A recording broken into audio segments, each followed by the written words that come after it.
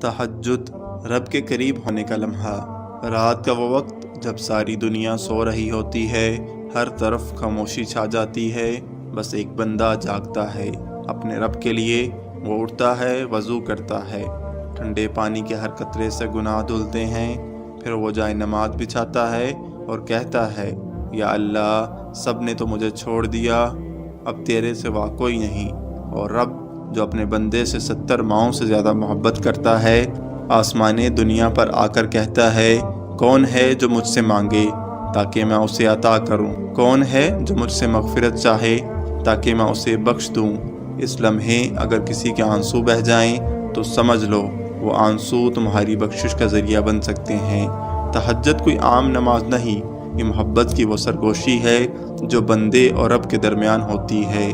دن بھر کے شور، دنیا کے دھوکے اور لوگوں کی باتوں کے بعد جب تم رات کے اندھیرے میں صرف اللہ سے بات کرتے ہو تو وہ سن رہا ہوتا ہے تمہاری ہر فریاد، ہر درد، ہر آنسو۔